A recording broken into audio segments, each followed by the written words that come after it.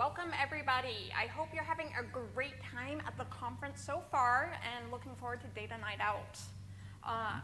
Today we're going to talk about data-driven solutions to security challenges. I'm Heather Kraus. I'm an information security engineer here at Tableau. I've been with Tableau about a year-ish, focusing on security awareness, security hardening guidelines, and identity and access management.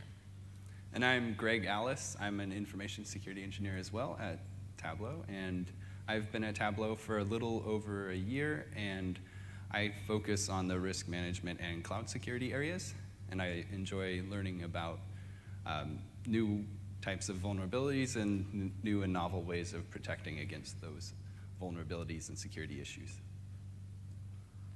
So today we have several topics that we're going to discuss, starting with security metrics, because one of our main goals is to start integrating security into the business, so we can actually start integrating security in from the ground up instead of tacking it on at the end.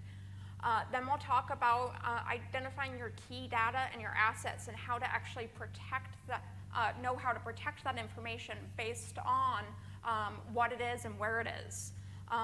And then we'll talk about how you access that data, because once we know where it is and what it is, we have to be able to actually access it in order to do our jobs. And I'll be talking about phishing as well as risk management and visualizing risk. Okay. As a quick disclaimer, all the charts that we present here are either completely fictional examples, or they're sufficiently anonymized that we are comfortable presenting in front of you guys. So we'll just jump right in. Like I said, we want to actually start integrating security into the business. One of the first ways to do that is with metrics and measurements, because that provides a great way to give a quantitative number in front of your senior leaders. Because we have to be able to talk their talk to be able to translate security into the business terms. The quick answer to security metrics is to start simple and start small, and then build up to more complex queries that need a fuller ecosystem of data to answer. So how do we choose good metrics? What should we measure? One of the key things here is that we want to eliminate fear, uncertainty, and doubt. And one of the ways to do that is to actually put these metrics and measurements in context of the bigger picture. Because without that context, we're going to unintentionally spread fear, uncertainty, and doubt, and we want to get away from that. We don't want to create panic where there is no panic to be had. So a good place to start is to look at your service level agreements or your memorandums of understanding. Whatever kind of legal or legal type agreements that you have in place, because those are going to be the things that you're responsible for performing anyway. So that's a great place to start. And keep in mind that doesn't have to be with external customers or clients. That could be your internal people as well. As part of the operations team at Tableau, Greg and I spend a lot of time talking with our sales, marketing, and developers in order to provide better security for them as well. Another great place to start is with your key indicators, and that could be risk-based, that could be goal-based, or that could be performance-based, and those are absolutely going to be business-driven. So don't be afraid of the business folks. Definitely get to know them, talk to them. What are they driving for? What's the next big thing on their radar? If you know that, then you can start to say, hey, I know how security can help you do what you want to do with the business, and you can start collaborating and integrating together.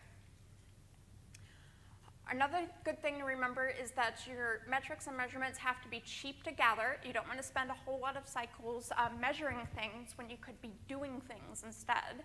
And you also want to make sure that it's consistently measured with at least one unit of measurement. So that means it's going to be how many phishing emails come in on an hourly basis. So that unit of measurement is going to be time, or whatever it needs to be, so that way you can start to provide that context. And you definitely want it to be consistently measured so that you know you get the same thing again and again, and you start to turn those measurements into real metrics. And like I said, don't be afraid to start small. All security programs are an ever-evolving beast, growing and changing over time. So, and metrics is no different. So don't be afraid to start small and grow big. And also, don't stop collecting technical measurements just because it's one number.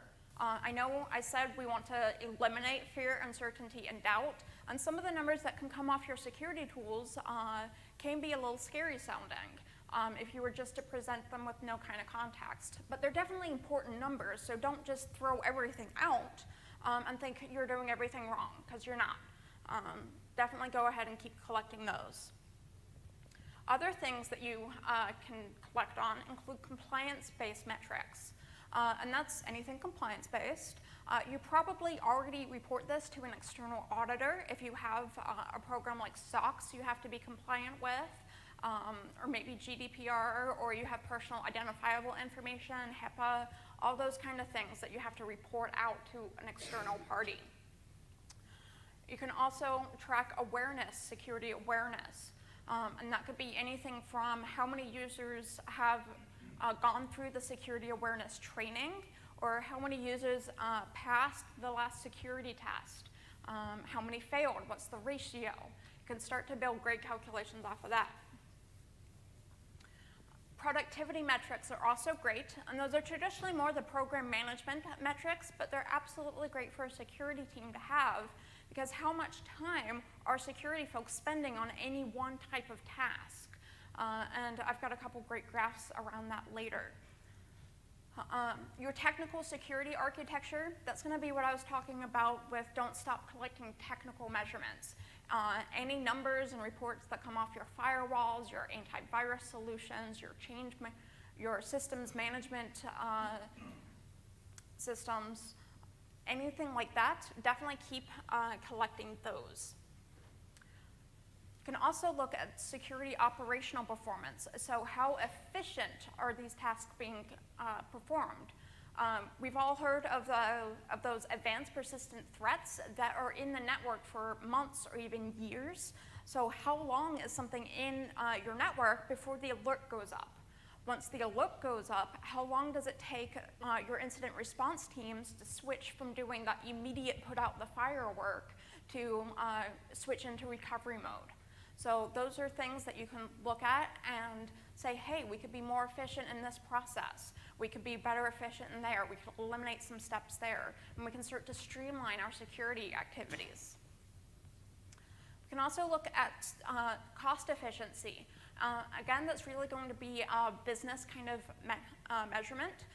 It may not make sense to spend $1 billion on the newest, latest, greatest security tool if you only have 100 folks in your organization.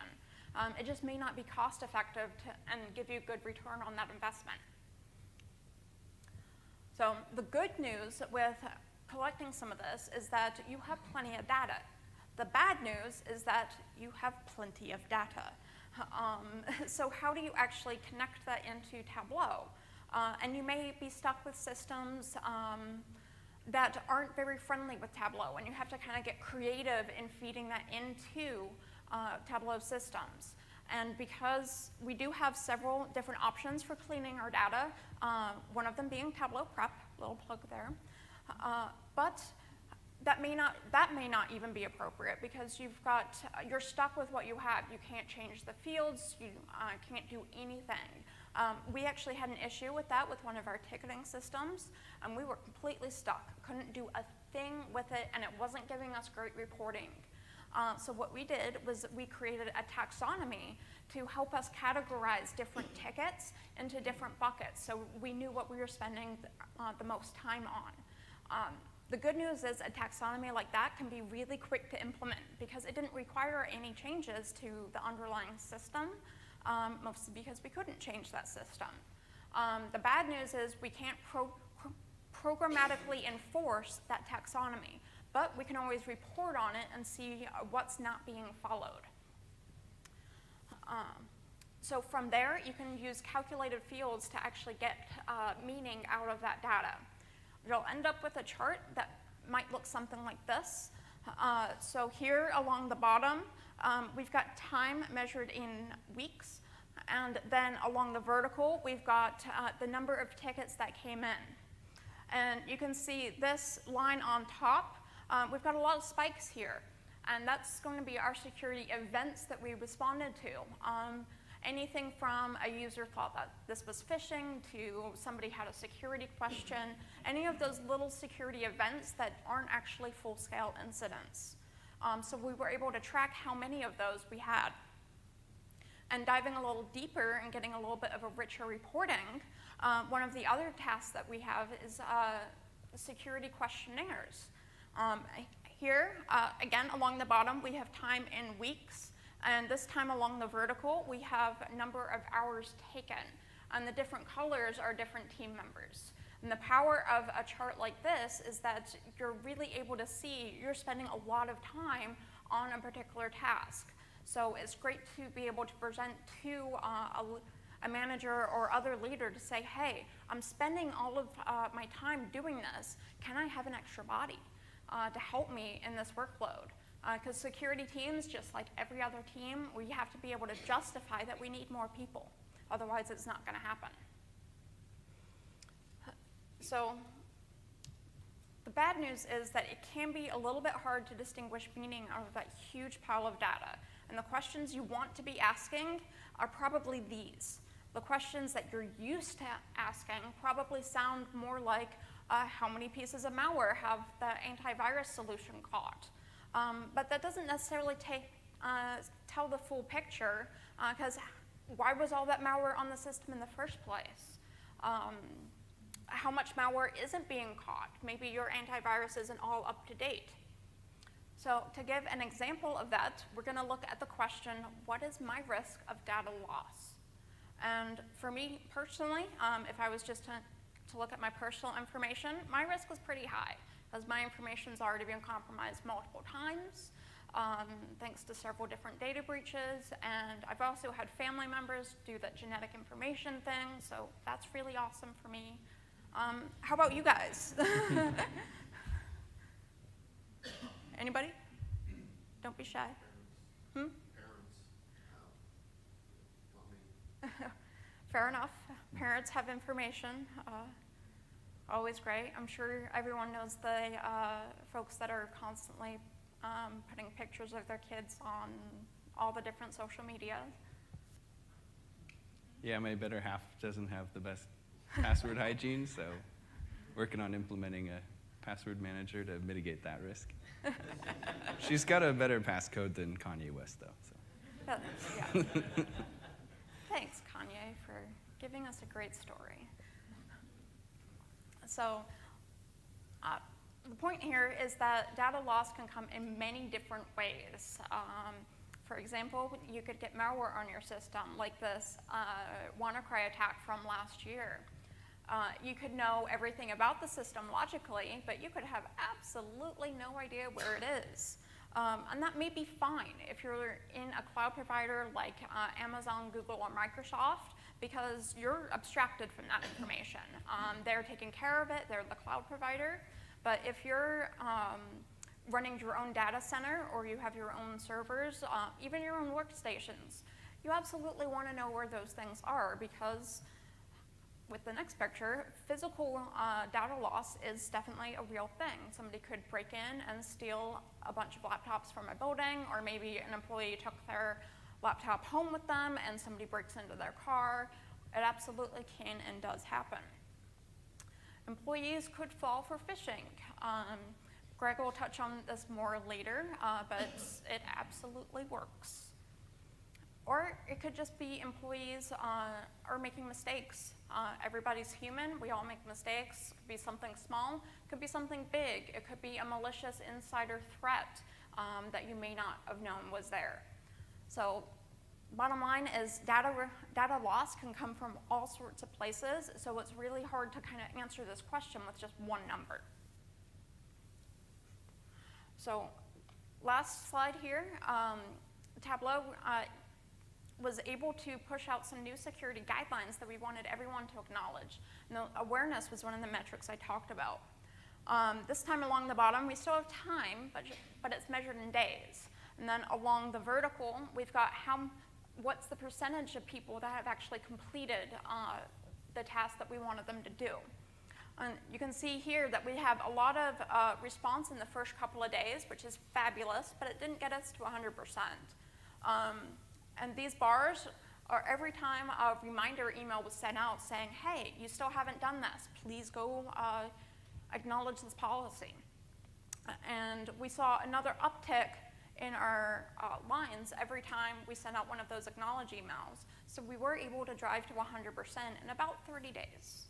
So now we have that information if any other team needs to do the same kind of initiative.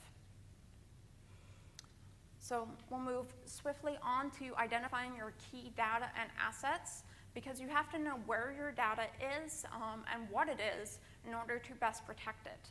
You definitely want to keep your special company secrets, whatever that secret sauce is, safe before you spend your resources protecting the menu for your next picnic. We live in a security, resource-limited world, so we have to kind of pick and choose. And of course, all of that is kind of hard to do. Asset inventories aren't the best to keep updated, even once you get it written down in the first place, as important as they are. So how can we actually help do this? First, the power of robots. I mentioned before the systems management tool, or the corporate backup solution, antivirus solution. All of those pieces of software, more often than not, have a client installed on every workstation. So you can check those tools to find out how many workstations or servers are phoning home every night to check in and get new virus signature files, or to back themselves up, whatever it is. So you can use those numbers to start building a good asset inventory list. And it's okay if those numbers don't exactly match up. In fact, they may very well have all different numbers. And you absolutely want to investigate that, because that's definitely a little weird. But that's a different topic, another talk. For now, again, it's a living, breathing document, and that's okay. I also want to say it's also the power of people, more specifically the IT folks, because the IT teams, they build the systems, they deploy the systems, they maintain the systems, so they absolutely know where your systems are and what kind of data they have on them. And that data, again, could be your secret sauce for your company. It could be employee personal identifiable information. Maybe you have health information, be your company financial information, all those different kind of categories of data. So another key thing here is to start putting a value on that data and on your assets. That will come up later in risk management, but you don't want to think just about the cost of replacing a physical thing. Because if this particular laptop was destroyed in a spontaneous combustion fire, we could go down to any big hardware store and replace it for, it's fancy, so I'm going to go with a couple of grand. But it's not just about the hardware. It's going to be about the data on the machine. So if it's your next quarter's earnings reports before you've actually released those out to the SEC, or maybe it's, again, I'm going to keep going back to your secret sauce because that's pretty important. That could be pretty devastating to lose that data. So you place a really high value on that data itself. Once you have that, you can start making cool charts like this. So I've mapped out our example information, which is still proportionally accurate to what we might see at Tableau. So we've got a lot of data in the United States, which makes sense, and the same with up in the Seattle region, makes sense. But we've also got this information over here in Europe. So that we might want to be a little more concerned with to make sure that we're following the new GDPR rules and regulations, because that fine doesn't sound great. So we also over here have some data in China. And if you've ever done business with China, you know they place all kinds of restrictions on how to do business there, and if you don't follow them, then you don't do business in China. So we absolutely want to know where that is and make sure we're following all of the rules and regulations for the different countries depending on what the local laws say. We can also start scoping out our different security tests. So here along the bottom, I've got different security threats, and along the vertical, I've got our annual loss expectancy.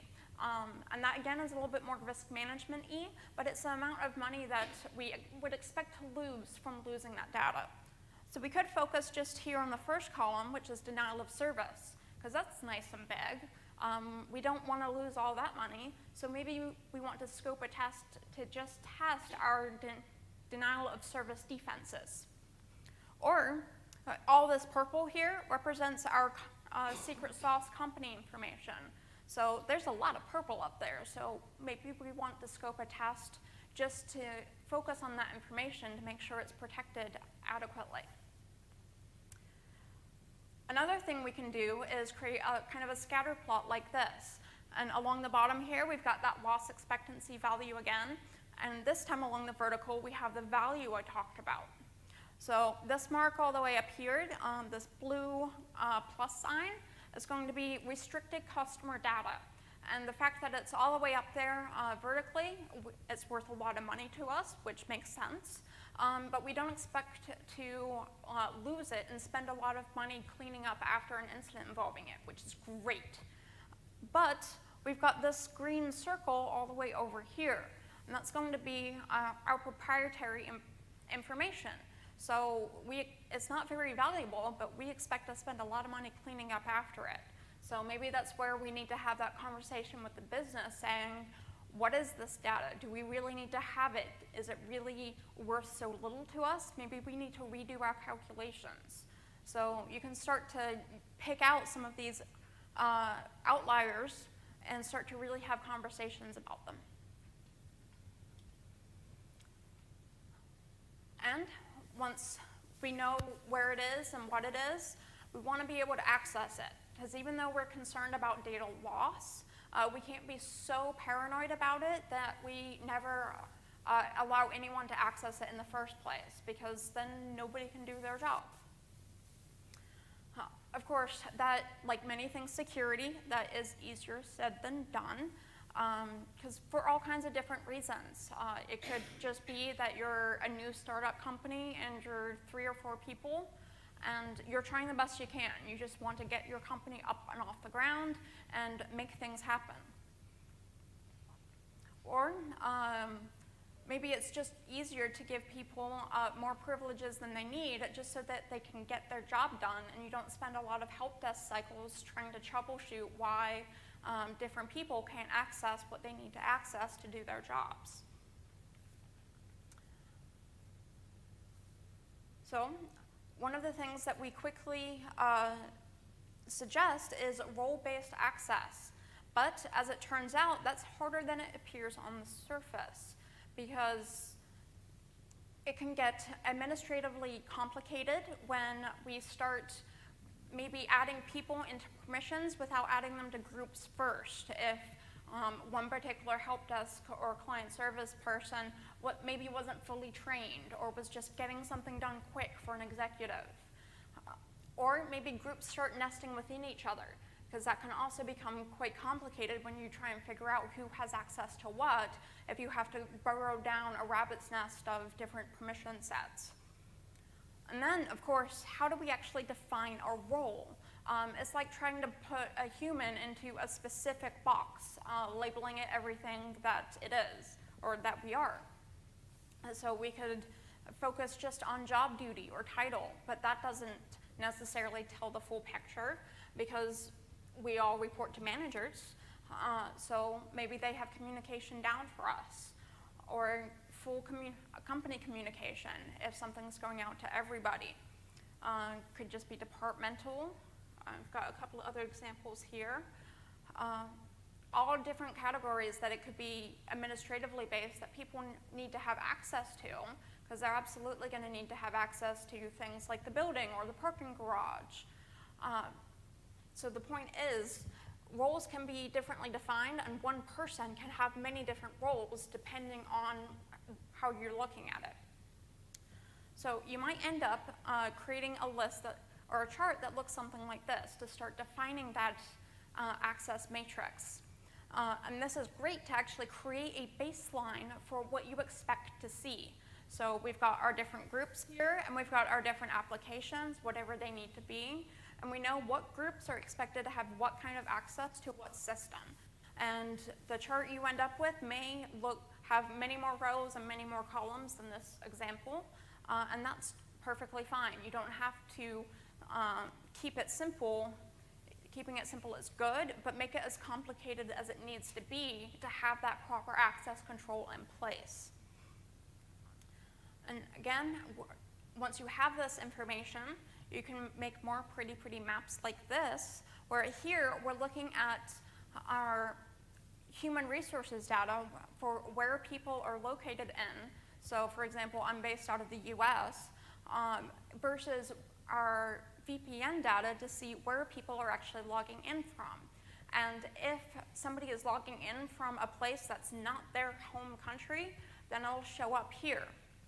And the redder the dot, the more times that login activity has occurred. So down here in Brazil, we've got a lot of red. Over here in, did we say it was Indonesia? Yeah. Indonesia, thank you, Greg. Geography, not my strong suit. So we've got a lot of red in a couple of spots on the map, but for the most part, it's green. So that could be explained fairly well. Maybe somebody is just taking a business trip or a vacation, but it's not frequent activity. But we definitely want to check out some of these areas to make sure that we know exactly what's going on. We could also look at it in a chart kind of like this. And along the bottom here, we have how many of these access events actually occurred versus the vertical that has the different users and the locations where that access activity occurred. So what immediately sticks out is this guy up here.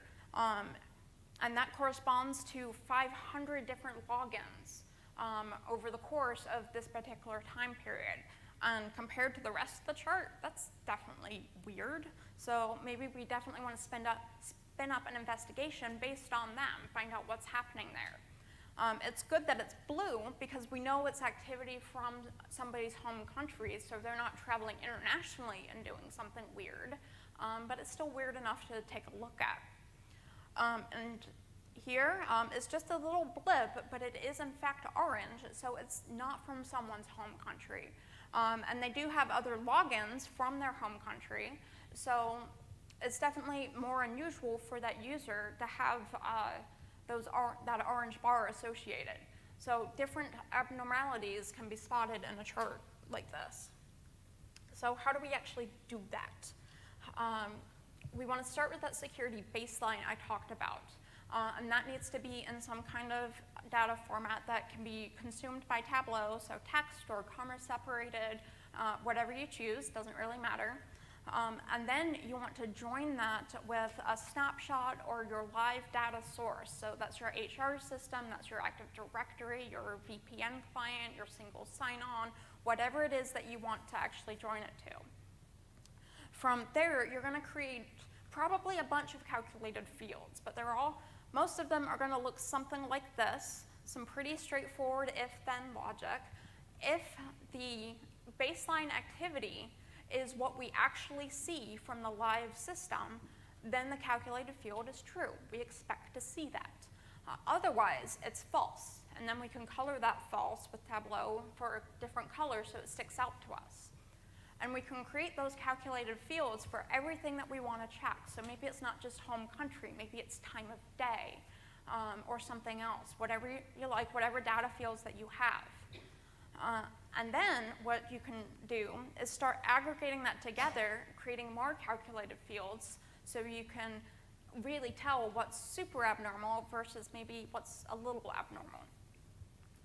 In Tableau, it'll end up looking something like this.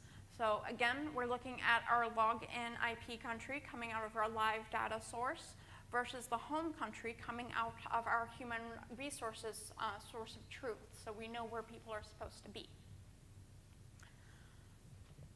Also in access control with Tableau, we can start doing things like joining our physical access logs with our logical access logs. And that's what I've done here. And I know it's a bit of an eye chart. So the black dots are going to be the physical access. So someone has actually badged in through a turnstile, or I think I saw everyone had their badges read as you came in for this talk. So that would be physical access. The red circles are all the logical access. So somebody has actually logged into a computer with a user account. And then along the bottom here, we've got different users in the columns, and along the vertical, we've got the time. And this particular chart has 3 days worth of data, and we can see that pretty straightforwardly because we've got these lines that are all kind of clumped together here with a bunch of white space in between. And that interestingly enough corresponds to the daylight hours. We also have this column here where we've got some black dots, but not a whole lot of those red circles. So someone's coming into the building, but they're not logging into anything. And depending on who that is or what they have going on that day, that could be perfectly normal, or that could be something weird that you want to investigate. And the same thing over here with this guy, or gal, where we have a bunch of the red circles that are going on all day and all night. We don't have that break during the nighttime hours. So that's something definitely abnormal that we might want to investigate. So with that, I will turn it over to Greg. All right, thanks, Heather. Yeah, the first topic that we're going to cover today is phishing. So really quickly, what is phishing? Phishing is just sending an email that appears to be from a trustworthy source that has the intent of getting somebody to give up confidential information. Typically their username and password, so it's frequent to see like a link to a fake login page. Oops, backwards. There we go. All right, so why are we talking about phishing? Well, phishing works. There are 4% of people who will click on a phishing link or a phishing email, no matter how poorly designed it may be. And an attacker can spend a substantial amount of time developing malware to extract data from an environment, or they could just trick somebody into giving up their credentials, and then they have access. So it's a lot easier, it's a lot more cost effective. So recently, the SEC, just late last week, sent a guidance out to companies notifying them to do a better job protecting themselves against phishing, because several companies were recently informed by the FBI that they were about to wire $100 million to accounts that were owned by attackers. So be wary of this. And the other thing is phishing is frequently an opening volley in a cyber attack. So when we look at industry trends such as the Verizon data breach report, what you'll see is that many times these breaches are the result of what's called a cyber attack kill chain. And that's a series of events that occur in order for a hack to happen. And very frequently, the first step in that is phishing. And so you can see that like through the Democratic National Committee's email hack. That was the very first part of that was phishing. And so what you'll want to do is people fall for phishing fairly quickly. So you'll want to respond quickly. And in order to do that, you need to use analytics to identify patterns and in order to stop the phishing and catch it. All right. So what you can do, and what we do at Tableau, is purchase software that scans incoming emails and identifies, oh, this is a phishing email, and pulls it out and blocks it. But what we found is the problem is that this existing technology has some limitations, namely that it's a high cost to have false positives. So as a result, a lot of questionable emails go through. So what we ended up doing was implementing threat intelligence. So we built hundreds of additional rules in our phishing tool to catch phishing. And so you can use open source information such as subscribing to Alien Vault or use Twitter or vendor feeds, and as well as building relationships with other security organizations or attending local chapters of like an ISC Squared or a Cloud Security Alliance. But the best source of your own threat intelligence is going to be what you've seen in the past. And so what you'll want to do is get people to report. And when they start reporting, what you'll want to do is analyze those emails and look for the sender and subject as well as the body of the message, and look for patterns, look for things that are in the phishing emails that aren't in your actual legitimate emails. And the other thing that you'll want to do is look at the technical metadata, such as the email transmission body, which contains metadata that's appended to the email as it goes from the client to the web server and then to your web server. So when somebody sends an email, as it passes through the receiving email system, there's information added to it. And we've been able to fingerprint people who are trying to phish us just based on that metadata, and we've been able to catch novel phishing attacks that way.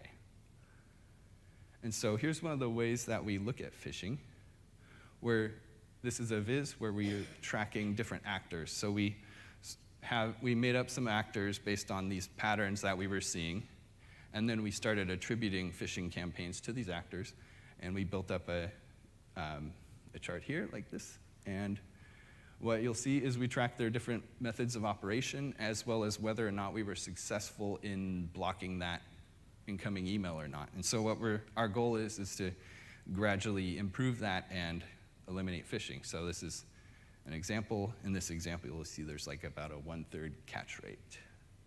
Another common type of phishing that you'll see with this analysis is that it's very targeted. And this is C-suite fraud, which is just the act of having somebody change the display name of a compromised email account to match that of an executive at your company. And what you can see here is they're targeting the email recipient count is only 1, so they're very targeted emails. And the important thing to consider there is that the attackers have an understanding of your organization chart. So you'll see that they're targeting the direct reports for that executive as well as their executive assistants, for example.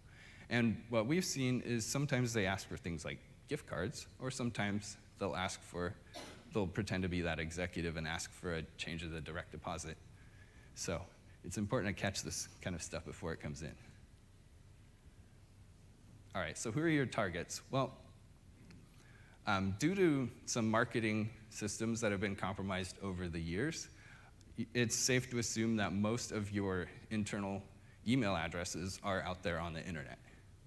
And so attackers are using analytics and analyzing the response rate to their phishing emails that they're sending to your companies in order to figure out who's likely to respond, who's that 4% who's likely to fall for any given phishing campaign.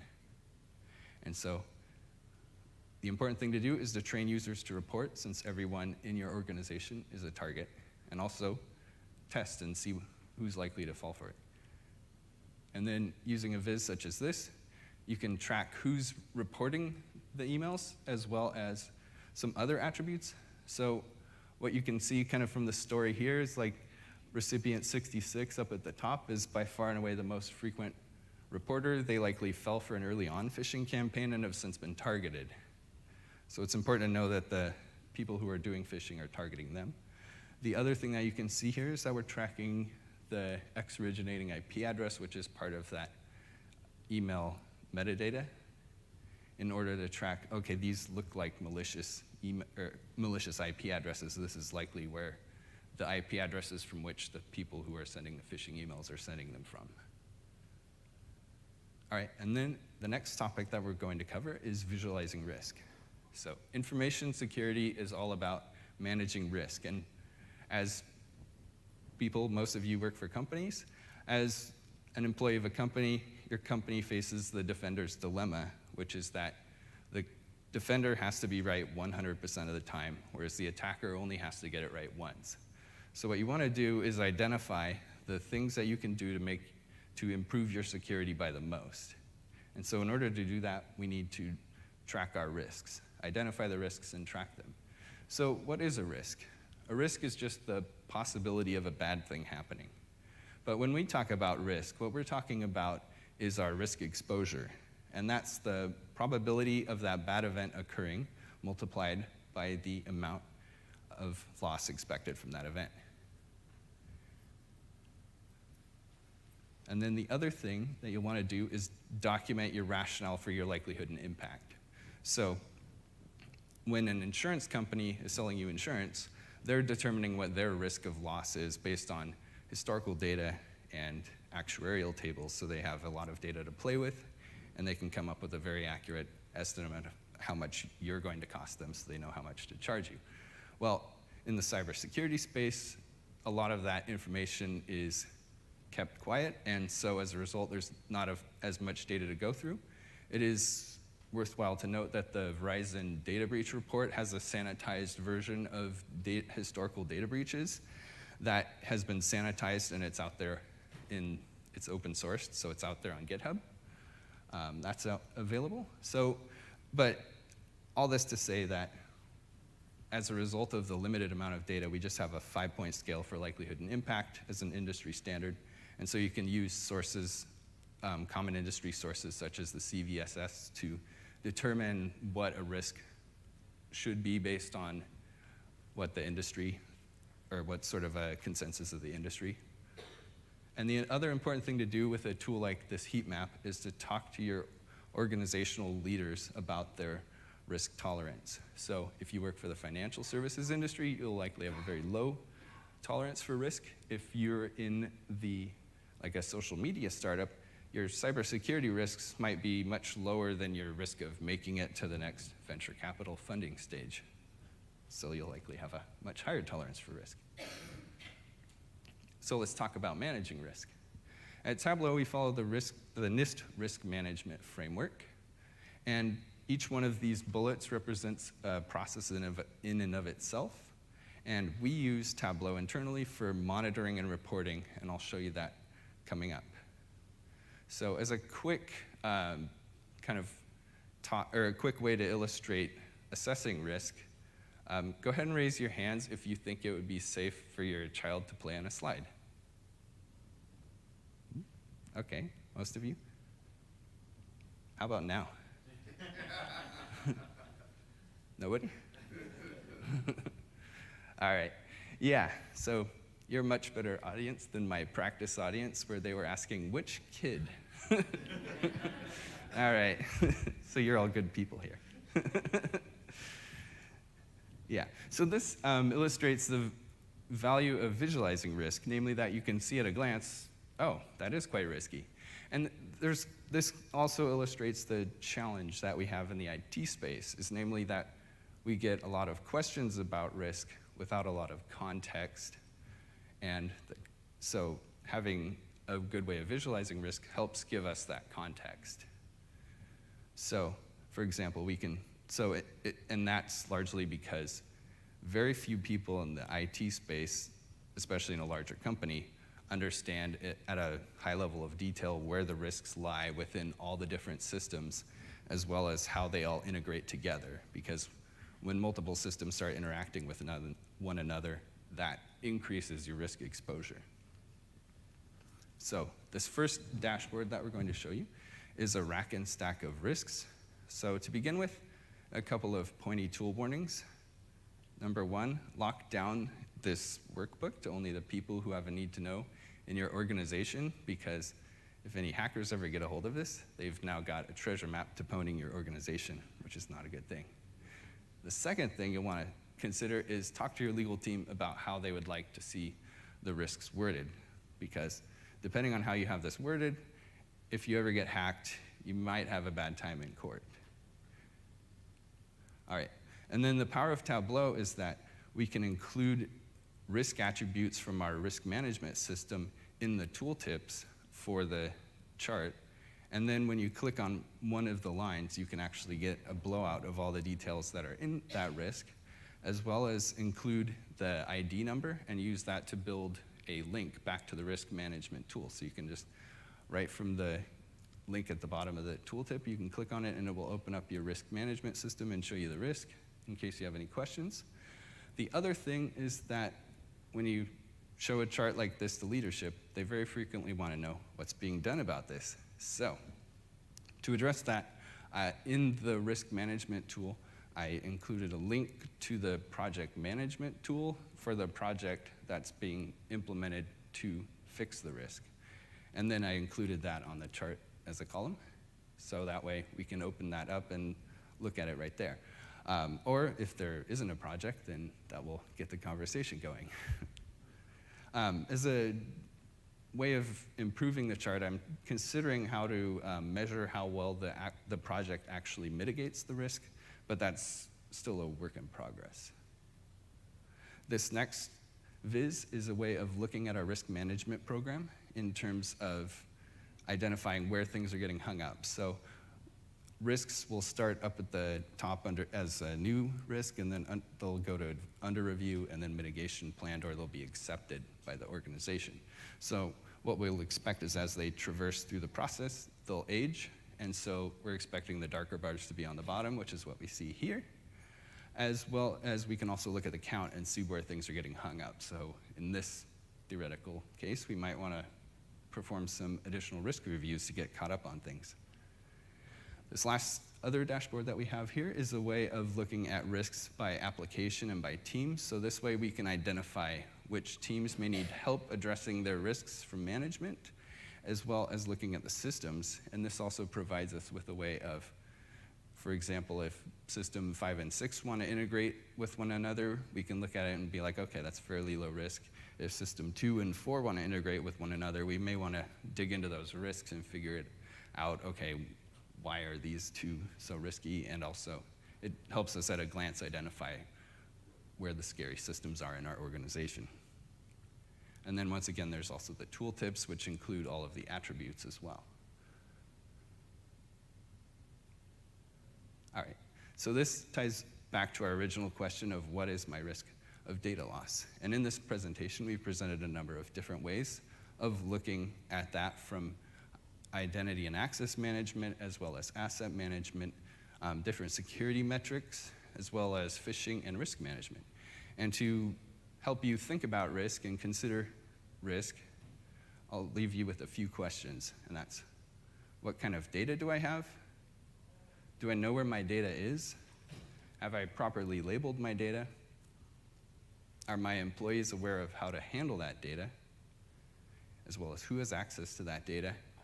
And are the employees who have access to that data likely to be phished? All right, thank you. Let's see, the related sessions aren't applicable. So remember to please complete the survey in your TC app under My Evaluation. And so yeah, thank you for your attention. Heather and I are happy to take any questions. Sorry, could you just go back to the questions? Oh, yeah, no problem.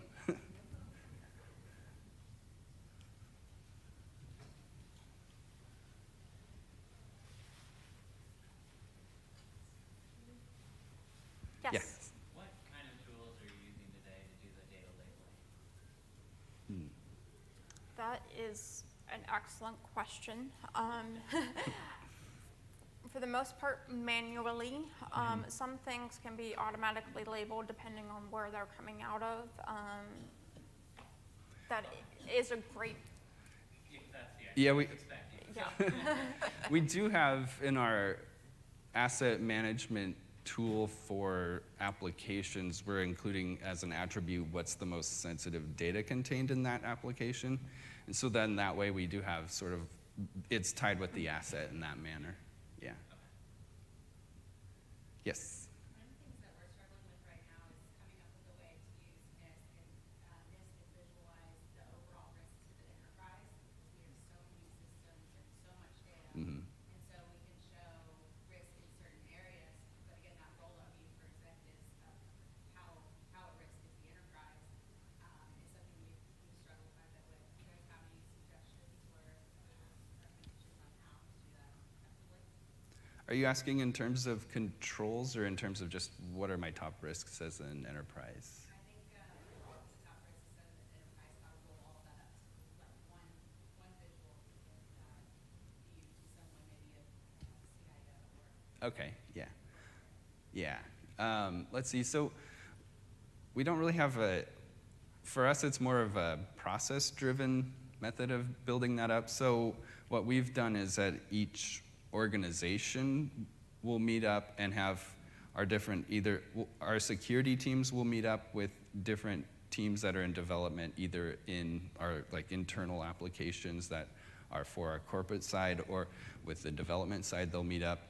and they'll also meet up with their operations teams, and they'll discuss with each of those teams, okay, what do you think our top risks are? And so they'll each collate, or they'll each create their own list, and then that works its way up the corporate chain basically, so that our higher level security teams are meeting and then going, okay, here's the top risks from, you know, the development side of the house, and here's the top risks from the corporate side of the house. Okay, how should these interweave with one another? Which one of these is more or less bad than the other? And so then that way we're able to create a common risk list that through that process. But we don't really have, there's no real like automation to identifying, okay, here's all the risks or anything like that.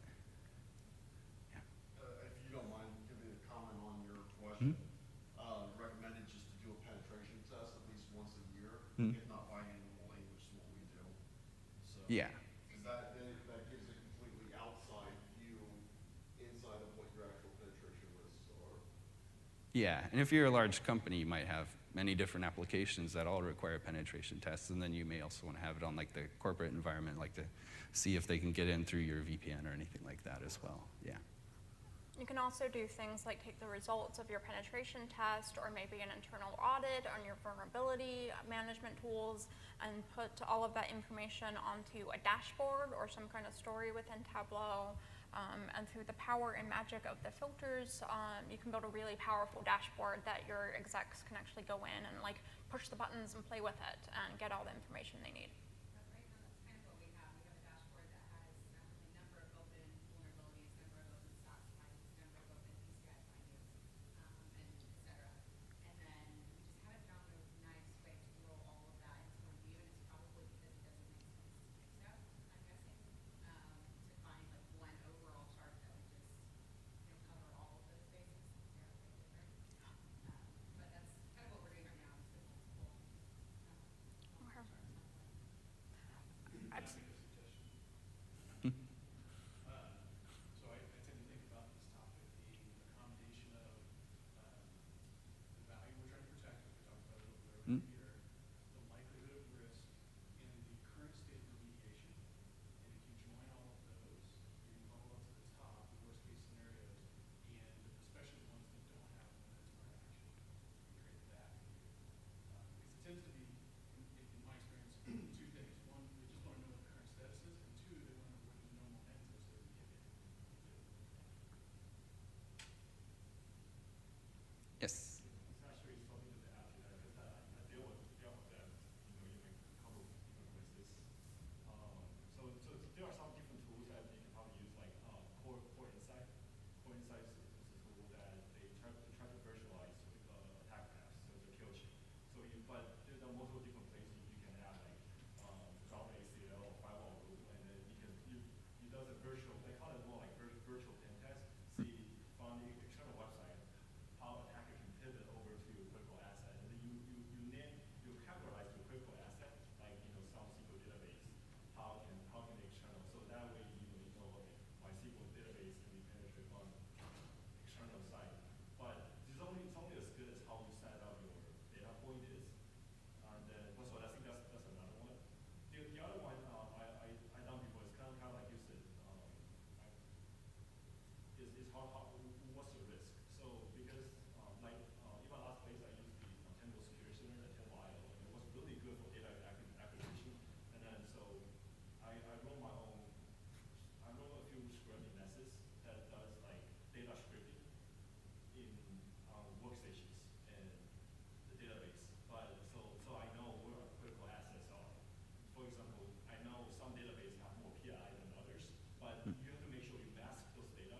If necessary, you can mask those data because you don't want your scanner to be another PI holder. But then now I know in 5 databases out of 100 have more PI than others. That's why I know those 5 databases are higher risk than others.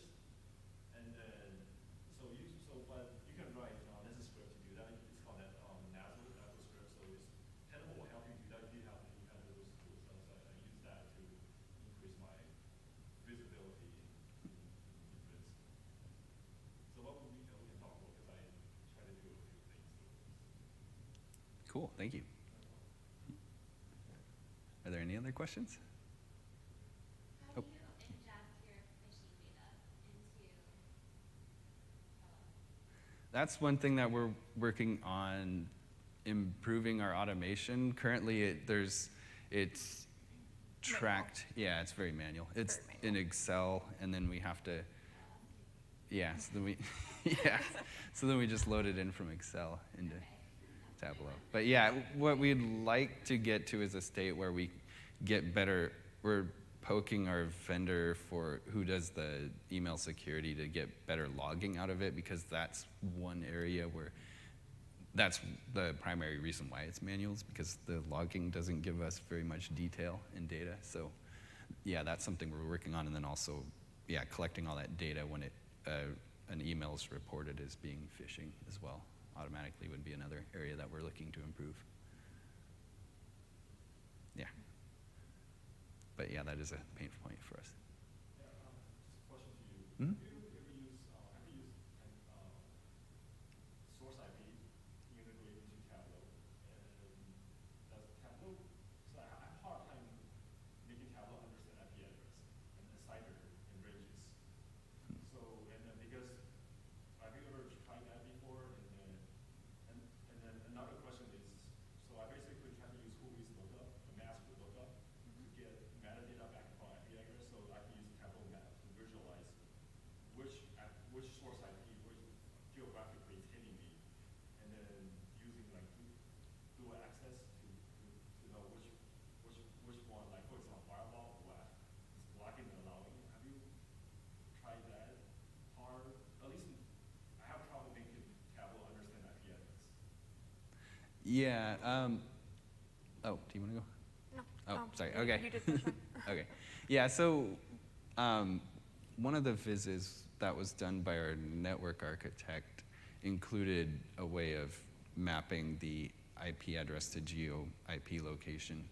But I don't, yeah, I'm not that, I haven't actually like dug into the viz to see all the details as far as how he did that. So if you want to leave me your contact info, I can go look at it and try to provide that. Yeah. And then one caution, which is that metadata geographies is not totally correct. Yeah. Right. Because, yeah, it's because sometimes ISP, sometimes DOCSP, sometimes fake, but at least I know something. Yeah, I'm not saying I do it, I'm just saying understand the risk. Right. Yeah. Where I was saying at the beginning, context is extremely important. Yeah. Sometimes I try to do like you were saying, I try to add a plus or minus airway into those lookup. Because when I do those mass rules lookup, if it come back as just like AT&T or T-Mobile or Verizon, I'm like, I assign the value in my spreadsheet, like 1 to 5. 1 being lowest, trustworthy, 5 being highest. So that way you can, I drag colors of my map, says, okay, lower color means I have airway on my source IP. Yeah. Yeah. Lower confidence. Yeah. But so far, I've done a few POC, but it's kind of hard to make Tableau understand IP's range. And then we'll get you connected to it. Yeah. And see if we can help. All right. Any other questions? All right. Thank you for attending. Oh. Is anybody an auditor here or like compliance function? Oh, you are? Okay, I'll connect with you. I'm just trying to find people that can do this. Yeah. I think our compliance analyst is here too somewhere. Thank you guys. Yeah, we thank really you. appreciate you coming. Yeah.